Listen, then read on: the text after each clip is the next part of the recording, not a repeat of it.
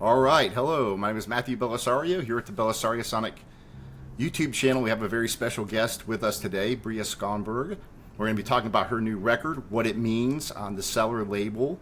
Unfortunately, Cory was supposed to be with us. Unfortunately, he cannot make it today, so maybe we'll have him on at a later time. But I just want to do a quick introduction so people know who you are, and then we'll get right into discussing the record and your career. So you're a vocalist and trumpet player and composer, and you were born in Chilliwack, British Columbia. Am I pronouncing that right? I think so, yeah. You got a little chili in there. I think we say Chilliwack. It's got a good rhythm Chilliwack. to it, Chilliwack, yeah. Chilliwack. Triplets. And Chilliwack, Chilliwack, Chilliwack, Chilliwack. and that's right down the river from Vancouver, right? Yes, about 90 miles. And so you've been playing for quite a while. You've been on the festival circuit. You've played at the New Orleans Jazz and Heritage Festival. You've played at Monterey, Breda, Newport, Montreal Jazz Festivals. You've played with a lot of different people: Wycliffe Jordan, Bucky Pizzarelli, John Baptiste, U2. You've played with the American Pops and Vancouver Symphony Orchestras. I understand you earned your degree at jazz trumpet performance from the Capilano University in Vancouver. But you're also involved in a lot of education. I saw that you're a co-founder of the director of the New York Jazz Hot Camp, and you've served as faculty at the Tiergarten Jazz Camp. Also, you're involved with the Centrum Jazz Camp, the Jerry Allen Jazz Camp, and the Junior Jazz Academy. And you've performed at a lot of different educational concerts and workshops. I see that you've played probably on over 27 different recordings, and you have now 7 of your own, I think, including this one as a leader. So I welcome you, Bria, for coming. Thank you for coming to the channel and talking about this incredible record, which I think is fantastic. Of course. Thanks for inviting me. Thanks for listening. And hello, everybody who's out there listening. Checking this out. Yeah. So tell us a little bit, how does someone from Chilliwack, British Columbia, get into jazz? That's a great question. One that I asked myself many times. Honestly, Chilliwack has had a really great jazz festival for many years, but a lot of the credit just goes to the public school band program there. I mean, I started playing trumpet in 7th grade. My dad played a bit back in high school, so we had one. But those were my first notes, and learning how to play jazz was through the big bands that they had there, and also just some combos that were put together, specifically that featured the music of people like Louis Armstrong, who I see is peeking over your shoulder there. And I mean, a vibrant, smaller community that just got bitten by the infectious love of jazz and then passed it on and did a great job of incorporating the youth at the same time. So I've always just, playing jazz to me has been about, a great community event, something about performing for people, bringing people in and having a good time. So it was trumpet first, then singing later? It was actually piano first. Okay. I'm the youngest of 3 kids, and my parents did a good job of keeping us busy. Said you had to play an instrument and play a sport all the time. And so I started on piano when I was 6 or 7, after dance and after soccer and all these other things. And so I'm really glad that when I started playing the trumpet, I already knew how to read the notes and the rhythms, and I had some of the ear training going on. But then it was, trumpet. And honestly, I loved singing at that time, but I was too shy to do it in front of other people. And so I think by joining the band program and performing more and meeting more friends, that gave me the confidence to try out for some of the things like jazz choir and the school musical, and eventually let people know that I love singing and get those skills together. And so how did that, so you went to, you actually went and studied trumpet in Vancouver at the university, so obviously you wanted to further your career. Did you already have in mind a music career that that's what you were striving for? I was very lucky in my senior year in 12th grade because one of the high school counselors, I was just doing a lot of stuff. I was in student council, I was in sports teams, and eventually, I realized that bubbled into this whole entrepreneurial skill set that you need to make it to be a professional musician. But a great counselor at the school said, you know what, you should really be trying out for music. So Capilano University was the best jazz program in Western Canada at that time, and that was a very big move for me. at that time.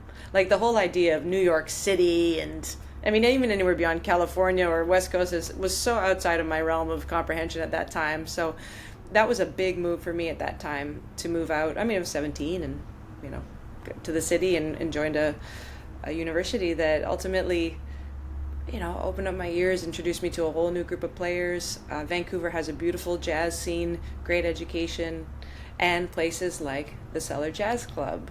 Which I was going to ask you about. Yeah. So if you don't know, I mean, Cellar Live, the album, the label that this has come out on, is founded and owned by Cory. And Cory has done such an amazing service to Vancouver and beyond by providing places for people to play, and a place for international touring artists to come and have us be exposed to them. So going to the Cellar Jazz Club when I was in college was a very big event. Thankfully they had student pricing available for us then too. But it's the first place I saw, Ingrid Jensen and local greats. So those were just some of the informative things at the now what I see as the beginning of my journey. And then, so when did you didn't move to New York City until much later though, right? Yes. So I mean, I graduated in the mid 2000s, and I became a band leader. I had 2 full-time bands. I was managing quintets, a la carte. What do you need? You're like playing a lot for swing dancers, but also tailoring for special events, just being a pro musician. And I also was able to play with this wonderful big band, a show big band led by Canada's King of Swing, this guy Dal Richards. And that, opened up a lot of mentorship. And eventually I wanted to put my own stamp on things, and I put out my first solo album, which is a mixture, which was at that point was, a mixture of some interesting rearrangements of classic jazz songs, some kind of pop covers done in my own way. And it's been interesting to go through, 7 solo albums later, and 15 years or so, 15 years since the first solo album, and realize, okay, this is what I do. This is what I sell. It's always been this kind of puzzling together of these special things. And I think that this album is like, a whole new foundation of everything that's happened since then, but it's just me doing it at the best level I can right now. And so who were your biggest influences when you look at your trumpet playing and then your vocal style? Who are some of your favorites? Well, I always put Louis Armstrong at the top of that list. His voice and his horn were the same. He communicated with both instruments, and he was a wonderful human being on top of it. A great performer. And I mean, then I like people that are kind of in that, we call it hot jazz, because it's like, even swinging music through the bebop era. So I like Charlie Shavers, Roy Eldridge, that led the way to Clark Terry, Fats Navarro, some contemporary heroes would be like Warren Vacher. Those are people that I've always been drawn to. And vocally, same sort of thing. I quote Anita O'Day as somebody who I find very interesting. Yeah, especially as a horn player, right? She'll take a couple choruses off the top and manipulate it in a way that's not just about, athletics and flexibility, but it's about real swing and rhythm. She uses rhythm a lot. And I love the timbre of her voice. And, I did listen to a lot of Ella, listened to a lot of Sarah Vaughan. I think there are some different ingredients in there, like June Christie from the jazz era, but also like Eva Cassidy is more contemporary. There's some of that in there. Wonderful. Yeah. There's a lot of things that, I listen to as much as possible. I think those figuring out songs or writing songs or arrangements that help my trumpet voice and my vocals meet has been part of the challenge, and ultimately kind of like a success of what I've been able to do. Well, I find it interesting because trumpet is, to me, a very difficult instrument, and it's completely different than vocals, and almost what you have to do with your, with the trumpet, you have to create a lot of that tone with your lips, and then to switch to singing. Is that something that came natural to you, or is that, to go from playing the trumpet to singing and back and forth like that, or is that, it just seems like it's... I think they're complementary, and I'll choose to focus on that. Yeah, trumpet's a beast. I had to practice 2 hours today, just to maintain anything at all.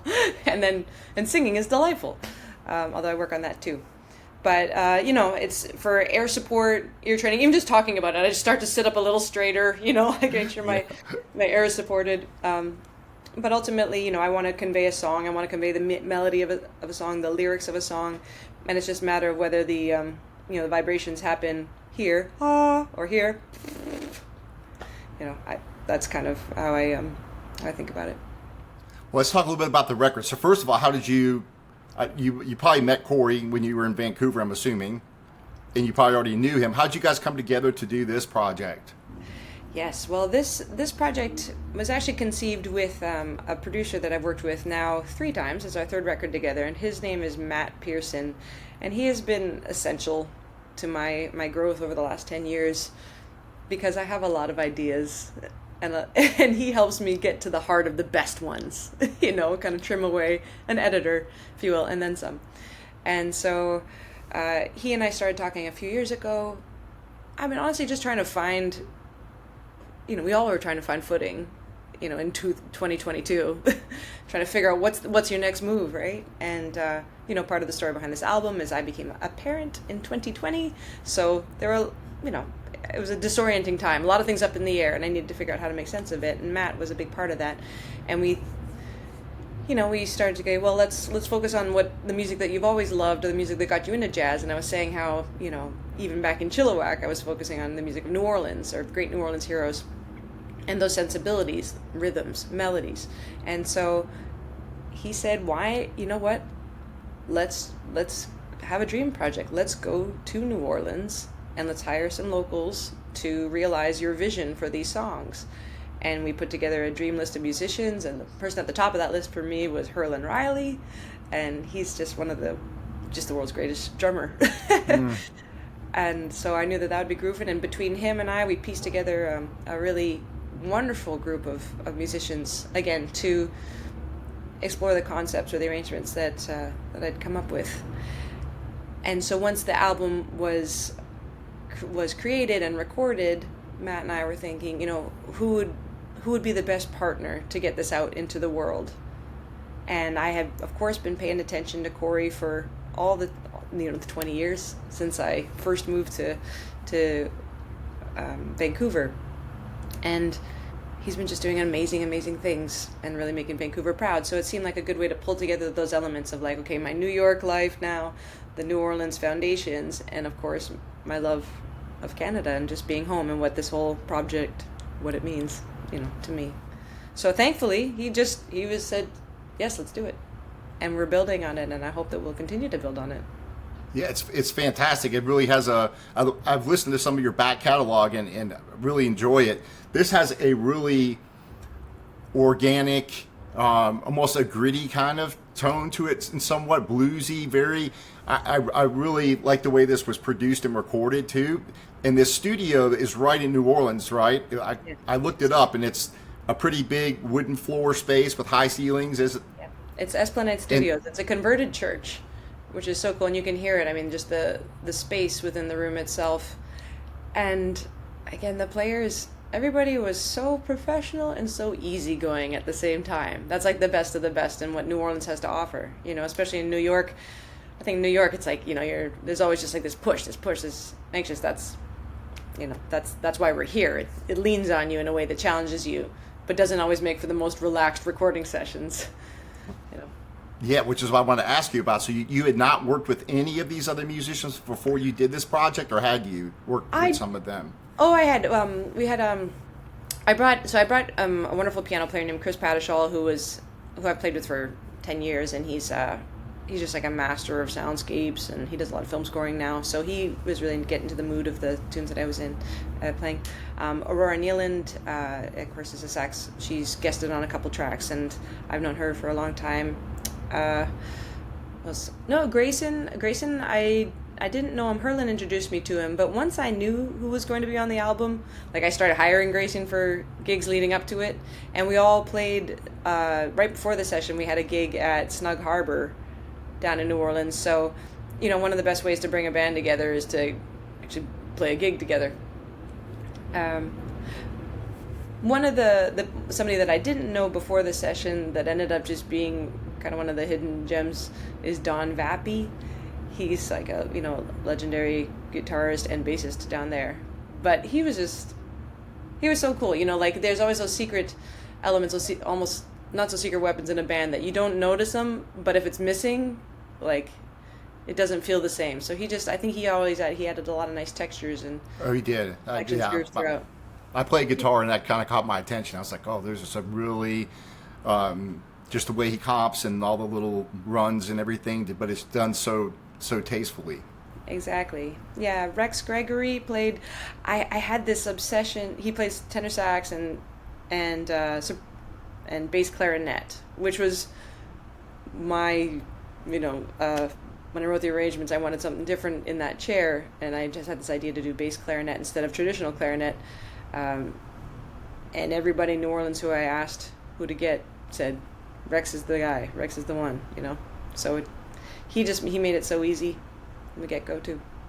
And so on the album it says you did all the arrangements, right? So did you sat down and put all this together beforehand on what you wanted, and then what you brought all the lead sheets into the studio? I'm always curious about how everything works in the studio. So did everybody show up and play live and do several takes, and exactly, or how did that work? Yep, exactly. I'm a firm believer you get the right people in the room, you give them just enough information, and then you get out of the way. And I think this material, it was written or arranged in a way that it can feel familiar, it's approachable, but it leaves you a lot of space to be yourself within it, and that's what especially New Orleans ensemble playing is all about. Right. Yeah. I really like the selection of tunes, which I want to talk to you about, because you really do a good job of taking a lot of these classic New Orleans tunes but you've got songs by like The Beat Goes On, which is interesting, and that fits in the way you arranged everything. It fits in so well with the continuity of the album. So how did you pick some of these the Van Morrison song, which does lend itself well to that, but you kind of put more of a New Orleans spin on that as well. So how did you pick how did you go about picking all these songs? Where did we start? You said it's an organic group of tunes, and I just remember it kind of coming together that sort of way too, like, oh, I love this song, or I have this, or I've had this arrangement kind of in my pocket, I've been tweaking it for a couple of years. Again, it's been 5 years since I put out my last album, so I've been kind of collecting ideas along the way. The Beat Goes On, that one, how did that come about? Obviously Sonny and Cher have a great version, but it's the Buddy Rich version is so charged. His daughter sings it. I don't know if you heard that version. So I had heard that, and then I thought it'd be interesting to put a Sidewinder groove under it. Yeah, yeah. Yeah, I like doing that. I think there are a lot of sort of Easter eggs in this album for the jazz listener. Things like that, like kind of nods. They're almost like quotes or cliches along the way, but if you've heard the same things, you'll discover them. Yeah, Matt Pearson had a couple of great ideas. He brought Sweet Pea by Amos Lee to the table. It's funny because I hadn't been so familiar with that tune, although it's, I was like, where did that come from? And I guess it was in a commercial maybe 10 years ago or something. But that's one that right away my sister said, I love that song, I love Amos Lee. People that listen to mainstream radio. Like, okay. Days Like This, Van Morrison. My family used to listen to a lot of Van Morrison, and that song just seemed to fit the kind of like, let's remain optimistic and keep the beat, keep going, there are better days ahead sort of vibe that I was choosing to put out. There are two originals, Elbow Bump, which was just a little ditty that I wrote, I think, in the second week of the pandemic. Like, it was the first song. It was the first song that I did an a cappella recording of. Do you remember that? Like the app where we're all recording over each other for the first time, and it was messy and clunky, but it really worked. And so I thought that including that song would be cute. And I think it lends itself to sort of like a Little Liza Jane feel. I'm hoping that one gets in front of younger students. Yeah. What else? In the House is an original tune that I've had in my back pocket for a little bit, but hearing this band play it really kind of brought it to life. And Petit Fleur, Sidney Bechet is the New Orleans master, and I love his songs because they have this real tension in them. You know, there's always like a tango-esque sort of element to it. The Spanish tinge, which is so much of like New Orleans jazz, the jazz gumbo. So that, you know, that's just a beautiful, haunting melody. What else? And I mean, then there are a couple that are a nod to having become Beautiful Boy. Parent. Yeah, Ballad. Cornet Chop Suey. Talk a little. But yeah, tell us about Beautiful Boy. Why you picked that one? Which one? Okay, well, Beautiful Boy. You know, now since becoming a mom, it's like, you know, I hear music in different ways. Mainly like listening to songs that I've known about for a long time, but then hearing them and going, oh, okay, it's just unlocked a whole nother chapter of meaning. So that's a song that I think I'd heard before, but I didn't really get. And as I was listening to it, it's like, dun, dun, dun, dun, dun, dun, dun, dun, dun. It's the subtext is called "Beautiful Boy, Darling Boy," and I'm like, oh, that's kind of like Little Darlin'. So there's some kind of harmonic. There are some nods to Count Basie's "Little Darlin'" in that arrangement. Oh, okay. Come out a little bit in the live version, but I think of that one kind of like a lullaby for parents too, because you realize now just how insanely difficult it is to do, and yet, you know, almost everybody does it. And then Cornet Chop Suey you did, which is an oldie, right? Yes. Yeah, I mean, nod to Lewis. I've been trying to play that song since I was 15 years old, and now I think I fine-tuned an arrangement on it that kicks my butt every time I go to play it. But it's so much fun. Yeah. Cornet Chop Suey is his Hot Fives from 1920. Yeah. When is it? 26, that one or so? So it's just a wonderful showpiece. And in growing up in Chilliwack, there weren't a lot of trumpet teachers in the city, so I just learned how to play it by trying to learn Lewis's solos. And that opening line is it's like an arpeggio. Sorry, getting a little music nerdy here. Yeah. But it's it's a technical phrase that, you know, it's like playing an etude that isn't part of a classical repertoire. So, thankfully, this is pressed on vinyl, which I've talked to Cory about that. Like, you need to do more stuff on vinyl, and you know. So, what is do you collect records yourself? I'm always curious when I talk to these different, you know, musicians. Okay, do you collect records, and what do you think about the vinyl records now? Like, sure. As far as we have a record player, and we have like hundreds of albums, but like a lot of them are my partner's like old, like anything from 70s funk to 80s hip hop, and then I'll say this: when I listen to vinyl, I listen to it. You know, you really listen to it, because also if you're listening to something on your phone, you're kind of flipping through. It's like I find like once your eyes are engaged, your ears are more closed, and that's goes with reading music as well. Like, I like to make music. I don't want to have to look at anything. I want to have it memorized. I want to be able to be in the moment and just be totally present and hearing everything. So I think it's delightful. This is the first time I've ever pressed anything on vinyl, and it's pretty surreal to just see it go round and round and hear your voice. Yeah, it's awesome. I mean, there is a psychological thing to it. I think that when you sit down, you take the record out and you put it on, and drop the needle and you sit down, and it lends itself more to you sitting and listening, and paying attention, than it does just to throw a CD in or stream something. Right, it's just a ritual. It's a ritual that says you cross the line, and once it starts, once you hear that little like click or whatever that sound when the sound starts to go through, it's like, okay, now we're in a different space until you turn that off. You know, if you listen to something on your phone, an ad pops up 4 seconds in, and then you just kind of get distracted and you miss all of the nuance.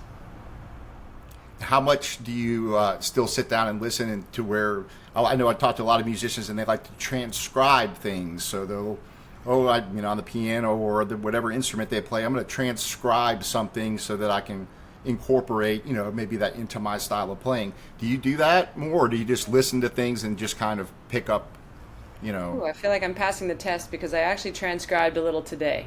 Okay. It doesn't happen like as much as it should. I'll say that. It's the most thorough way to heighten your abilities. At least for me, I know that because it's ear training, it's intense focus, it's getting it under your fingers, it's everything that you need to do in one stop shop. So I was listening to the name of the track, Ryan Kaiser, the trumpet player now from the Jazz Lincoln Sacred Orchestra. Just trying to figure out some of the things that he was playing. So I think, especially when I was in school, there were different songs that you had to, like, I've transcribed whole Clifford Brown solos, whole Clark Terry solos, and the thing is, those are the things that I still remember, so many years later. But nowadays, I just think, okay, if I can get like this clip of Ryan's was 4 seconds long. If I can get 4 seconds together, that's okay for a day. Just a little bit all the time can really help. And there's a lot packed into those little phrases. Yeah, of course. Yeah. I noticed that when I listen to a guitar, something on it, and even if you just pick up, like you said, a few seconds or a few little, oh, wow, what is he doing here? And then you can kind of carry that along yourself. Right, and it's also about being able to hear something and be able to react to it. So that's what I love. I mean, the music, when I perform, it's never the same thing once, I guess, as it goes. But I want to be able to listen to what the piano player is playing and then maybe do that or grab a piece of their solo and build it so that it becomes a story over the course of the song. Those sorts of things. So tell us a little bit about New York. We got a little bit of time left. About playing in New York, and so taking this album out to play it live. What is that like? And you have different musicians, obviously, you're working with, right? So yes. How does that all work out? And how does that, as far as New York goes, that's probably the best place to be, to have a big selection of places to play. But how do you take this to the live audience? Yes. Well, we just had a whole album release party last weekend. Did 3 nights, 6 shows at Dizzy's Jazz Club, which is at Jazz Lincoln Center, and that's just a beautiful place to play. Whenever there's a room that was built to be a listening venue, it's a real treasure. And certainly there are more than enough people that can play and interpret the music, which is good because everybody's busy at the same time too. So I usually have a quintet. I mean, I'd love to be able to have an 8 or 9 piece band all the time, but that's just not possible. And I can fit 5 people in a minivan with a bass. Right. It's very economical. So I usually perform with a quintet, piano, bass, drums, and a reed player now, with maybe some extra percussion pieces here and there. And it's delightful. It's so much fun. It's so much fun. I mean, I just feel so happy when I get to play for people and provide, it's a selfish thing because it's a cathartic experience that allows me to feel like, whew, really good. And, it's a release of any kind of stress going on, but also to provide a space where people can just kind of kick back and exactly let the sounds wash over them, let the messages wash over them, and forget or help them process their day-to-day, because it's rough out there right now. So it's a pleasure to be able to do that. As far as traveling overseas for the festivals, is that a challenge, or is that a lot different than just because you have to get on the plane, you got to travel, right? You have to bring your instruments. Do you enjoy doing that? I know I hear a lot of people a lot of people like the playing part of it, but maybe not so much the traveling and all the. Sure. How do you view all that? I mean, I feel lucky to get to do it. I mean, I feel lucky I play the trumpets, and that fits in an overhead. Yeah, that's nice. Pretty much every time. So I'll be going to Europe next month, and I'll be using local players over there to play the music, so it'll be the same sort of thing, which is nice, I guess, because it allows me to hear other interpretations and be challenged in the process as other people bring their ideas to it, and it's kind of constantly evolving. And that'll be wonderful. Most people I've met before, sometimes I haven't met people before, but that's the beauty of jazz, too, to get to do that. So you just send them everything in advance and say, okay, these are kind of the songs I'm doing, and then then pretty much everybody kind of. Yeah, I'll send them a recorded version or a live version that happened, and then we'll have a quick kind of rehearsal through it. And ultimately, I don't need it to be. I want them to put themselves into it, so it doesn't have to be. It's not perfect. It's not a perfection-based thing. Right. Yeah. And then I guess to close out, can you tell us a little bit about what your future projects, so where you'll be playing at live coming up. But before we get to that really quickly, can you tell us just a little bit about your idea of improvisation? I'd love to talk to people musicians that can get on the stage and you're having this musical conversation back and forth. Tell us what excites you about that, because that's really what jazz, at the core of jazz, is, I think. I think it was, was it Dizzy who said, spent my whole life trying to figuring out what not to play. And I have, I've played a lot of notes in my day, and I enjoy it. But I think the more that I get into it, and especially this project has reminded me just to, leave space so that other ideas can come to the surface, and then you can expand on those and build on those, because that's what makes the music unique. That's what keeps it in the moment, and that's what makes it not able to be copied or by a computer or generated by AI just yet. Exactly. Exactly. Computer can't play the blues. Computer can't tell my story, and that's the joy of it. And so what do you have coming up on the horizon here? Any plans to record anything live, as far as like a live record? Have you thought about doing that, or is that it's on the list? On the list. It's on the list. I have a very big list. It's on the list. My first thing, this fall I'm playing some holiday shows in November, December. So I'm like, okay, it's probably time to record some holiday tracks. It might not be a full album, but I have some ideas how to make those fun and funky. And then, yes, hopefully more plans to record again next year. I think the next one will be live, but I think it would come down to the venue. I'd want to find a venue that you could live at for a week and really get comfortable and see where things go. Yeah, I see that Cory was doing those Smalls. Right. Yeah, he's been releasing ones that were live at Smalls. Yeah, and those were speaking of Hurlin, like live at the Village Vanguard by the Wynton Marsalis Septet is like one of the most formative albums in my brain. So, yeah, you got options. Yeah, thank you. Live in Alabama. Yeah, there you go. We'd definitely love to have you down here for sure. Well, I appreciate you joining us, and everybody out there congratulations on this wonderful piece of work, and it's absolutely fabulous. It's, I tell people this right here, when I did the review on it, I was like, this is very bluesy. It's a pleasure to listen to, and it's also accessible for people that are new to jazz. I remember when I got into jazz, it was Louis Armstrong plays W.C. Handy. That was the first jazz album I ever heard. Oh my God, and it was that melts my face every time. Yeah. So I think it's that kind of album that just can open the doors up for people to jazz that aren't familiar with jazz, and people that love jazz are gonna love it as well. So I think you really accomplished something really special with this record. So thank you. It's been a wonderful group and team effort. I'm happy to share it with as many people as possible. Awesome. I do. At some point, hopefully we can get back on it, because I want to hear. I know you're very involved in jazz education. That can probably take up a whole nother segment. But that's very, very cool that you get back that way and offering education and doing that kind of stuff. So yeah, it's how we learn. I love teaching because it keeps me learning. All right, Bria. Well, thank you so much, and I really appreciate you coming on and talking about the record and sharing all this with me and with everybody who's going to be seeing this video. Thank you.